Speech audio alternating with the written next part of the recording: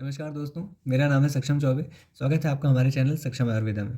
आज का हमारा टॉपिक है एग्जामिनेशन ऑफ पॉइज़न, यानी आयुर्वेद में कौन कौन से तरीके होते हैं जिससे हम ये परीक्षा कर सकते हैं कि वो चीज़ विष है या उसमें विष नहीं मिली हुई है। तो आइए देखते हैं। सबसे पहले सुश्रुत, आचार्य सुश्रुत का हम देखेंगे। पुराने समय में आचार्य केमिकल टेस्ट नहीं करते थे, वो पशु पक्षियों पर परीक्षण करते थे और कुछ फिजिकल नेचर देखते थे, उससे पता चलता था। तो आचार्य सुश्रुत ने पशु पक्षियों पर परीक्षण कैसे किया, पहले हम पक्षियों को देखते हैं। मक्षिका और काक, मक्षिका मतलब मक्खी, काक मतलब कौवा। अगर हम उनको विष देते हैं तो वो डिस्ट्रॉय हो जाते हैं, यानी डेथ हो जाती है उनकी। चकोर, अगर हम चकोर पर दें, चकोर को विष दें तो उसे अक्षी वैराग्य यानी उसका आई का कलर चेंज हो जाता है। कोकिल यानी कोयल, कोयल की सबसे स्पेशल क्वालिटी होती है उसकी आवाज़। अगर उसको विष दे दिया जाए तो उसे स्वर वैकृत हो जाता है, यानी उसकी आवाज़ खराब हो जाती है। मयूर यानी मोर, मोर को विष दे दिया जाए तो वो उद्विग्न हो जाती है, उद्वेग मचाने लगता है, इधर उधर कूदने फांदने लगता है। हंस को अगर हम देते हैं तो हंस श्वेडती, श्वेडती वर्ड का इस्तेमाल किया है, इसका मतलब होता है गुर्राहट, वो गुरगुराने लगता है, गुर्राने लगता है। इसके बाद हम पशुओं पर परीक्षण देखें तो पृष्ठतो मृग यानी स्पॉटेड डियर, अगर हम उस डियर पर, मृग पर करें परीक्षण तो विसृजत अश्रु, अश्रु यानी टीयर, उसकी आंखों से आंसू निकलने लगता है। मरकट यानी मंकी, बंदर पर अगर हम विष का परीक्षण करें, हम उसे विष देते हैं तो विष्ठाम मुंचती, विष्ठा मतलब पॉटी, वो पॉटी करने लगता है। आचार्य चरक के अनुसार विष का परीक्षण देखें, सविष अन्न पर यानी विष मिले हुए अन्न पर यदि मक्षिकाएं यानी मक्खी बैठे तो उनकी मृत्यु हो जाती है। यदि काग यानी कौवा अन्न खा ले तो उसका स्वर चीड़ हो जाता है। चकोर अन्न को खा ले या देख ले तो नेत्र रक्तवर्ण के हो जाते हैं, ये आचार्य चरक ने बताया। फिर दोनों आचार्यों ने अग्नि पर परीक्षण किया, तो अग्नि पर परीक्षण करने पर क्या रिजल्ट मिले। अगर विष मिला हुआ है तो कैसा शब्द आएगा, चटचटाहट की शब्द आएगी। उसका रूप कैसा होगा, आचार्य सुश्रुत कहते हैं कि मयूर कंठ, मोर के गले के तरीके उसका अपीयरेंस आएगा। गंध तीक्ष्ण धूम, काफ़ी तीखी स्मेल आएगी उससे। आचार्य चरक ने शब्द सेम बताया है, चटचटाहट होती है। रूप में इन्होंने मयूर के पंख यानी मोर के पंख के समान आभा बताई है कि वो उस तरीके का होगा। गंध की बात करें तो तीक्ष्ण इन्होंने भी बताया, और कुड़प यानी डेड बॉडी की तरह स्मेल उसमें से आती है। अग्नि में ज्वाला एक चक्कर काटकर बुझ जाती है, अग्नि में केवल धूम रह जाती है, केवल धुआं बचता है। अब हम देखेंगे लिक्विड पॉइजन अगर है तो उसमें क्या क्या चेंजेस आते हैं। तो देखते हैं आचार्य सुश्रुत क्या कहते हैं।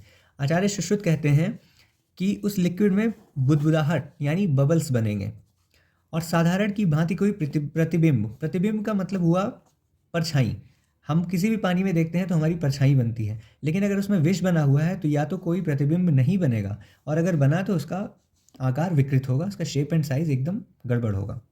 आचार्य चरक क्या कहते हैं, वे कहते हैं कि उस द्रव में, द्रव मतलब लिक्विड में नील वर्ण की रेखा होगी, उसके स्वाभाविक वर्ण जो उसका नेचुरल कलर है उसमें चेंज आ जाएगा, परिवर्तन हो जाएगा।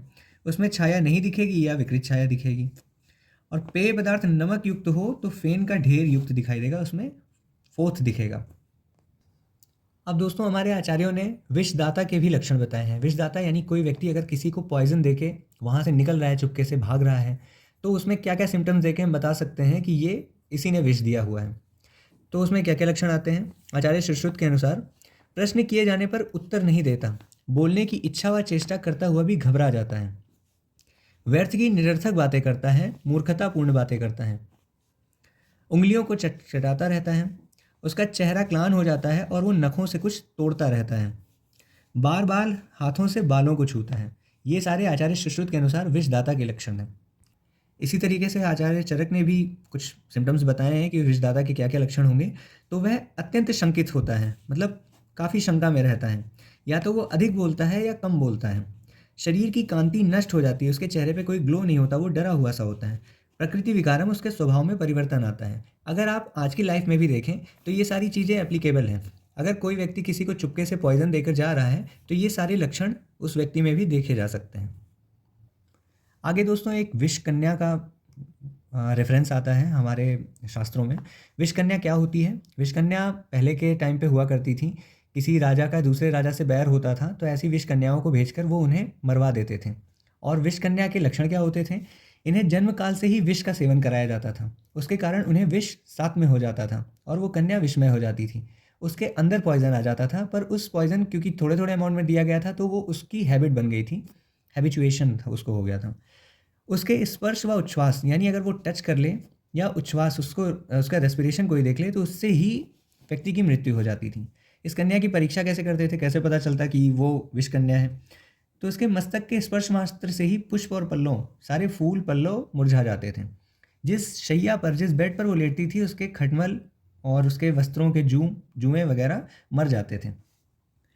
विष कन्या के स्पर्श से, अगर वो टच कर ले, उसके स्वेदन से, अगर उसका स्वेट ले लें, या फिर मैथ्यून यानी कोई उसके साथ सेक्स कर लें, तो जिस प्रकार पका हुआ फल पेड़ से नीचे गिर जाता है, उसी प्रकार उस मेल का रिप्रोडक्टिव ऑर्गन भी डैमेज हो जाता है, डिस्ट्रॉय हो जाता है। अब हम देखेंगे विष देने के साधन, यानी हम किस किस मेथड से किसी व्यक्ति को विष दे सकते हैं।